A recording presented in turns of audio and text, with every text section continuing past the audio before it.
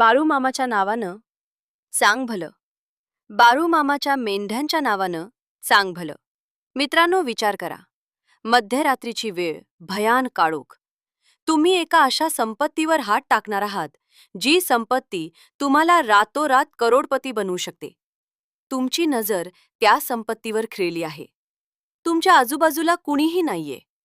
तुम्ही हळूच पुढे जाता आणि ज्या क्षणी तुम्ही त्या संपत्तीला स्पर्श करता त्याच क्षणी तुमचं शरीर दगडासारखं गोठून जातं. होय, दगडासारखं. तुम्हाला श्वास घेता येतोय. तुमचे डोळे उघडे आहेत, पण तुम्हाला शरीराचं एक बोटही हलवता येत नाहीये. रात्रभर भयानक थंडीत एकाच जागेवर पुतळ्यासारखं उभं राहण्याची वेळ तुमच्यावर येते. मित्रांनो, ही कोणतीही काल्पनिक कथा नाहीये. हा एक असा सत्यप्रसंग आहे ज्याने एका काळरात्री भल्या भल्या चोरांची भंबेरी उडवली होती. जेव्हा लालचेने आंधळ्या झालेल्या काही सराईत गुंडांनी साक्षात ईश्वराचा अवतार असलेल्या संत बाळूमामांच्या संपत्तीवर डल्ला मारण्याचा प्रयत्न केला, तेव्हा त्यांच्यासोबत असं काही घडलं जे ऐकून आज शेकडो वर्षांनंतरही लोकांच्या अंगावर काटा येतो. काय घडलं होतं त्या रात्री? बाळूमामांनी कोणती शिक्षा दिली त्या चोरांना? चला पाहूया हा अंगावर शहारे आणणारा चमत्कार. मित्रांनो, हे सर्व जाणून घेण्यासाठी हा व्हिडिओ शेवटपर्यंत नक्की पहा आणि व्हिडिओला नक्की लाईक करा. तुमच्या मित्रपरिवारासोबत शेअर करा आणि चॅनलला सबस्क्राईब करायला अजिबात विसरू नका. आणि हो, पुढे जाण्याआधी तुमची एक छोटीशी कमेंट मला नवनवीन व्हिडिओ बनवण्यासाठी खूप मोठी ऊर्जा देते. त्यामुळे कमेंट बॉक्समध्ये नक्की टाईप करा, बाळूमामाच्या नावानं चांग भलं. संत बाळूमामा हे केवळ एक नाव नाहीये, तर तो लाखो आणि करोडो भाविकांचा एक जिवंत श्वास आहे. ज्यांच्या नुसत्या उच्चारानं आणि बाळूमामाच्या नावानं चांग भलं या एका गजरानं भाविकांच्या डोळ्यांतून प्रेमाचं पाणी उभं राहतं आणि अंगात एक वेगळीच ईश्वरी ऊर्जा संचारते. महाराष्ट्र आणि कर्नाटक सीमेवरील अनेक गावांमध्ये मामांचा वावर असायचा. गावोगावी फिरून लोकांचे दुःख दूर करणे हाच त्यांचा धर्म होता. मामांचं राहणीमान पाहिलं तर कुण्याही अनोळखी माणसाला अजिबात वाटणार नाही की हा साधासा दिसणारा माणूस साक्षात देवाचा अवतार आहे. डोक्याला एक साधंसं मुंडासं, अंगात जुनी आणि जार घोंगडी, पायात साध्या वाहणा आणि हातात एक लाकडी काठी, कपाळावर पिवळा धमक भंडारा आणि डोळ्यांत संपूर्ण जगासाठी असलेली अपार करुणा, हेच त्यांचं खरं रूप होतं. पण मामांची खरी संपत्ती ही जगातल्या इतर लोकांसारखी सोने, चांदी किंवा हिरे मोती अजिबात नव्हती. तर त्यांची खरी आणि सर्वात मौल्यवान संपत्ती होती त्यांच्या लाडक्या मेंढ्या. बाळूमामांकडे 100-200 नव्हे तर तब्बल हजारो मेंढ्यांचा एक अवाढव्य आणि महाकाय कळप होता. या मेंढ्या म्हणजे साध्या मेंढ्या नव्हत्या. त्या बाळूमामांच्या स्वतःच्या पोटच्या लेकरांसारख्या होत्या. ज्या शेतकऱ्याच्या रानात मामांच्या या मेंढ्यांचा तळ बसायचा, त्या शेतकऱ्याच्या रानात त्या वर्षी सोन्यासारखं भरघोस पीक यायचं. त्याच्या घरात कधीही अन्न पाण्याची आणि सुखाची कमतरता भासायची नाही. मामांच्या मेंढ्या म्हणजे साक्षात लक्ष्मी मातेचं चालतं बोलतं रूप मानलं जायचं. या हजारो धष्टपुष्ट, पांढऱ्या शुभ्र आणि अत्यंत सुंदर मेंढ्या पाहिल्या की भल्या भल्या श्रीमंतांचेही डोळे विस्पारून जायचे. मामा प्रत्येक मेंढीला नावाने हाक मारायचे आणि त्या मुक्या जीवांनाही मामांची भाषा अचूक समजायची. आणि नेमकी हीच अफाट संपत्ती गावाबाहेर एका अंधाऱ्या आणि पडक्या वाड्यात राहणाऱ्या काही दुष्ट प्रवृत्तीच्या लोकांच्या डोळ्यात खूप दिवसांपासून खुपू लागली होती. गावाच्या वेशीवर राहणाऱ्या आणि लोकांची नेहमी लूटमार करणाऱ्या काही सराईत चोरांची गिधारासारखी नजर मामांच्या या अवाढव्य कळपावर गेली. त्यांचा म्होरक्या, ज्याचा चेहराच त्याच्या क्रूरतेची आणि नीचपणाची साक्ष देत होता, तो एके दिवशी रात्री दारूच्या भयंकर नशेत आपल्या साथीदारांना म्हणाला, "अरे मूर्खांनो, आपण रोज रोज लोकांच्या घरातून थोडे थोडे पैसे आणि भांडीकुंडी चोरतो, त्यात आपलं काय भलं होणार आहे? त्यापेक्षा आज रात्री आपण एक असा मोठा हात मारूया की आपली 7 पिढ्यांची गरिबी कायमची संपून जाईल आणि आपण राजासारखं जीवन जगू. त्या म्हाताऱ्या बाळूकडे हजारो मेंढ्या आहेत. तो म्हातारा माळ रानावर एकटाच असतो आणि त्याच्या आजूबाजूला फक्त काही कुत्रे असतात. त्यातल्या जर फक्त 50 किंवा 100 मेंढ्या जरी आपण रात्रीच्या अंधारात हळूच गायब केल्या आणि दुसऱ्या मोठ्या गावात नेऊन विकल्या, तर आपण रातोरात मालामाल होऊ. आणि तो एकटा साधा म्हातारा आपलं काय वाकरं करणार? तो तर रात्रीच्या वेळी घोंगडीवर गाढ झोपलेला असेल. पैशाच्या प्रचंड लालसेने त्या चोरांची बुद्धी पूर्णपणे भ्रष्ट झाली होती. त्यांचे डोळे लालसेपोटी एवढे आंधळे झाले होते की त्यांना ना पाप पुण्याची जाण उरली होती, ना संतांच्या महात्म्याची. त्यांनी पक्का निश्चय केला की आज रात्री जेव्हा सगळं गाव गाढ झोपेत असेल, तेव्हा बाळूमामांच्या तळावावर थेट छापा मारायचा आणि जमेल तितक्या मेंढ्या पळवून न्यायच्या. त्यांच्या या भयंकर आणि नीच कटाची सुरुवात झाली होती. त्यांनी आपापली शस्त्रे आणि जाडजूड दोरखंड गोळा करायला सुरुवात केली. पण त्या मूर्खांना हे अजिबात माहीत नव्हतं की ते साक्षात मृत्यूच्या दारात आणि ईश्वराच्या दरबारात पाऊल टाकत आहेत. रात्रीचे बरोबर 2 वाजले होते. अमावस्येचा तो भयानक आणि काळाकुट्ट अंधार सर्वत्र पसरला होता. वाऱ्याची सळसळ आणि रातकिड्यांचा आवाज सोडला तर सगळीकडे स्मशान शांतता पसरली होती. बारूमामांचा तळ गावाबाहेर एका मोठ्या आणि मोकळ्या माळ रानावर पडला होता. हजारो मेंढ्या एकमेकींना खेटून अतिशय शांतपणे रवंथ करत झोपल्या होत्या. जणू काही आकाशातून जमिनीवर पांढरे शुभ्र ढगच उतरले आहेत असा तो विलोभनीय नजारा होता. एका साध्याशा घोंगडीवर बाळूमामा शांतपणे निद्रिस्त होते.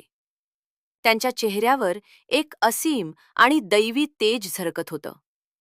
त्यांच्या सभोवताली त्यांचे 4-5 इमानी आणि धिप्पाड कुत्रे डोळ्यांत तेल घालून आपल्या मालकाचा आणि मेंढ्यांचा पहारा देत होते. अचानक वाळलेल्या पाल्या पाचोळ्यावरून दबक्या पावलांनी चालण्याचा कर्र कर्र असा अत्यंत हळूवार आवाज येऊ लागला. चोरांची ती क्रूर टोळी हातात जार दोरखंड, लोखंडी साखळ्या आणि काठ्या घेऊन अत्यंत सावधगिरीने तळाच्या दिशेने सरकत होती. त्यांचे श्वास वेगाने चालत होते, पण डोळ्यात फक्त आणि फक्त पैसा दिसत होता. चोर तळाजवळ पोहोचले. अनोळखी माणसांचा वास येताच मामांच्या कुत्र्यांनी आपले कान टवकारले आणि ते गुरगुरायला लागले. पण हे चोर अतिशय सराईत आणि पापी होते.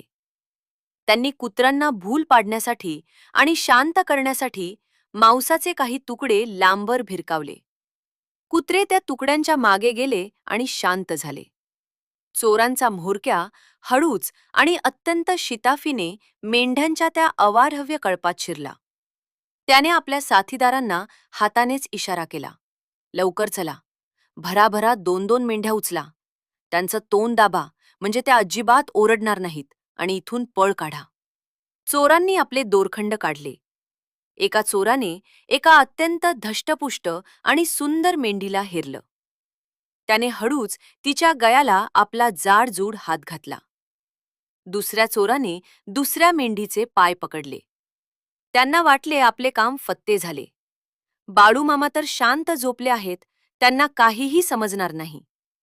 आज आपण करोडपती होणार हा विचार त्यांच्या मनात येतच होता. पण इथेच ईश्वराच्या आणि बाळूमामांच्या खऱ्या लीलेला सुरुवात झाली. ज्या चोराने ज्या मेंढीच्या गळ्याला आपला पापी हात लावला, ती मेंढी जागेवरून 1 इंचभरही हललीच नाही. चोराने आपली सर्व ताकद पणाला लावली. अंगातल्या प्रत्येक नसा ताणल्या गेल्या. रक्त आटवेपर्यंत जोर लावला. अंगातली सगळी शक्ती एकवटली. पण मेंढी जणू जमिनीला कायमची चिकटून लोखंडाची किंवा भक्कम दगडाची झाली होती. चोराला दरदरून घाम फुटला. त्याच्या काळजाचा ठोका चुकला आणि घसा कोरडा पडला. त्याने भीतीने मागे वरून आपल्या साथीदाराला मदतीसाठी हाक मारण्याचा प्रयत्न केला. पण हे काय? त्याच्या तोंडातून एक साधा शब्दही बाहेर फुटेना. त्याची जीभ जणू टाळूना चिकटली होती आणि आवाज घशातच अडकला होता. अचानक त्या अंधाऱ्या आणि भयाण रात्रीत एक असा भयंकर चमत्कार घडला ज्याने निसर्गाचे आणि विज्ञानाचे सर्व नियम मोडून काढले. ज्या चोराने जिथे मेंढीला हात लावला होता, तो चोर तिथेच अगदी त्याच वाकलेल्या अवस्थेत जमिनीवर एका निर्जीव पुतळ्यासारखा कायमचा गोठून गेला. होय, त्यांच्या शरीरातील सळसळते रक्त जणू बर्फासारखे गोठून गेले. त्यांचे दोन्ही पाय जमिनीला खिळ्यांसारखे पक्के रोवले गेले. त्यांचे हात मेंढीच्या अंगावरच फेविकॉलसारखे अडकून पडले. त्यांना ना त्यांचे डोळे हलवता येत होते, ना मान वळवता येत होती, ना तोंडातून मदतीसाठी एक छोटासा आवाज काढता येत होता. जणू साक्षात काळाने आणि नियतीने त्यांना तिथेच जन्मभरासाठी थांबवून ठेवलं होतं. बाळूमामांच्या एकाही मेंढीला हात लावण्याची किंवा त्यांची चोरी करण्याची ताकद या संपूर्ण ब्रह्मांडात आणि त्रैलोक्यात कुणाकडेही नव्हती, हे त्या पापी चोरांना आता खूप चांगल्या प्रकारे समजलं होतं. पण आता खूप उशीर झाला होता. वेळ हातून निघून गेली होती आणि कर्माचे फळ समोर उभे होते. ती संपूर्ण भयानक रात्र त्या चोरांसाठी एखाद्या जिवंत नरकापेक्षा अजिबात कमी नव्हती. रात्रीच्या वेळी अचानक वाढलेली ती भयानक हाडं गोठवणारी थंडी, अंगाला झोंबणारा आणि कापणारा तो थंडगार वारा, रानातले मोठे डास आणि किड्यांचे भयंकर चावे. पण हे पापी चोर स्वतःच्या अंगावरचा एक साधा डास देखील उडवू शकत नव्हते. एका पायावर वाकलेल्या अत्यंत अवघड अवस्थेत उभं राहून त्यांच्या शरीराची अक्षरशः गाळण उडाली होती. स्नायू दुखून दुखून आखडून गेले होते. प्रत्येक जाणारा सेकंद त्यांना एका मोठ्या वर्षासारखा आणि युगासारखा वाटत होता. त्यांच्या डोळ्यातून आता लालसेऐवजी पश्चात्तापाचे गरम अश्रू अखंडपणे वाहत होते. कुठून या म्हाताऱ्याच्या नादाला लागलो? आपण साक्षात एका चालत्या बोलत्या देवाला लुटायला आलो होतो. हा एकच विचार त्यांच्या मनात सतत घुमत होता आणि त्यांना आतून खात होता. रात्र हळूहळू सरली आणि पूर्वेला तांबडं फुटलं. आकाशात सूर्याची सोनेरी आणि कोवळी किरणे सर्वत्र पसरली. पक्ष्यांचा किलबिलाट सुरू झाला. बाळूमामा नेहमीप्रमाणे पहाटे लवकर उठले. त्यांनी आपली घोंगडी झटकली आणि चेहऱ्यावर एक अत्यंत गोड, शांत आणि मिश्किल हास्य घेत ते आपल्या लाडक्या कळपाजवळ आले. तिथे पाहतात तर काय, रात्री चोरी करायला आलेले ते महाभाग आणि क्रूर चोर, डोळ्यात पश्चात्तापाचे पाणी, चेहऱ्यावर मृत्यूची भयंकर भीती आणि अंगाला दरदरून फुटलेला घाम अशा अत्यंत दयनीय अवस्थेत पुतळ्यासारखे उभे होते. हा सर्व प्रकार पाहून आजूबाजूच्या गावातील लोक आणि शेतकरी तिथे मोठ्या संख्येने जमा झाले. हा अद्भुत चमत्कार पाहून सर्व गावकरी अक्षरशः अवाक झाले. त्यांच्या तोंडून शब्द फुटेना. काही रागीट लोकांनी आणि गावकऱ्यांनी त्या चोरांना मारायला लाख्या आणि काठ्या उचलल्या. मामा, या पापी आणि नीच लोकांना अजिबात सोडू नका. यांनी तुमच्या मेंढ्या चोरण्याचा प्रयत्न केला आहे. यांना अशी अद्दल घडवा की पुन्हा कुणी या जन्मात चोरी करणार नाही. लोक जोराने ओरडू लागले. पण संत, ते संतच असतात. संतांचे हृदय हे मेळासारखे मऊ आणि पाण्यासारखे निर्मळ असते. त्यांच्या हृदयात रागापेक्षा आणि सूडापेक्षा करुणा आणि क्षमा जास्त असते. बाळूमामांनी हात उंचावून सर्व गावकऱ्यांना शांत केलं. ते अत्यंत संथ आणि शांत पावलांनी त्या थरथरणाऱ्या चोरांजवळ गेले आणि अतिशय प्रेमाने म्हणाले, काय रे बाबांनो, रात्रभर असे एकाच जागेवर उभे राहून तुमचे पाय खूप दुखले असतील ना? तुम्हाला जर माझ्या मेंढ्या न्यायच्याच होत्या तर मला एकदा येऊन सांगायचं तरी. मीच तुम्हाला स्वतःहून माझ्या मेंढ्या दिल्या असत्या की, चोरी कशाला केली? असं म्हणत मामांनी अत्यंत प्रेमाने आणि मायेने त्या चोरांच्या पाठीवरून आपला हात फिरवला आणि एका क्षणात पुन्हा एक मोठा चमत्कार झाला. त्यांच्या पाठीवर मामांचा तो दैवी स्पर्श होताच चोरांचे जमिनीला खिळलेले पाय अचानक मोकळे झाले. त्यांचे गोठलेले आणि लाकडासारखे झालेले शरीर एकदम पूर्ववत झाले. शरीरातून पुन्हा रक्त वाहू लागले. मुक्ती मिळताच आणि स्वतःला पुन्हा जिवंत पाहताच ते चारही चोर जमिनीवर धाय मोकलून रडू लागले. आणि थेट मामांच्या पायांवर कोसळले. मामा, आम्हाला क्षमा करा. आमच्या डोळ्यांवर पैशाची आणि लालसेची काळी पट्टी बांधली होती. आम्ही खऱ्या देवाला ओळखू शकलो नाही. आम्ही खूप मोठे पापी आहोत. आम्हाला वाचवा. आम्हाला माफ करा. चोर हात जोडून विनवण्या करू लागले. मामांनी त्यांना स्वतःच्या हाताने आधार देऊन उठवले. स्वतःच्या हाताने त्यांना पोटभर जेवायला दिले आणि कायमसाठी चोरीचा वाईट मार्ग सोडण्याची आणि कष्ट करून जगण्याची शपथ दिली. त्या दिवसापासून ते गुंड आणि क्रूर चोर राहिले नाहीत, तर ते बाळूमामांचे आयुष्यभरासाठी अत्यंत एकनिष्ठ आणि सेवाभावी भक्त बनले. मंडळी, ही केवळ ऐकायला दिलेली एक साधी कथा नाही, तर हा आजच्या काळातील आपल्या सर्वांसाठी एक जळजळीत आणि डोळे उघडणारा धडा आहे.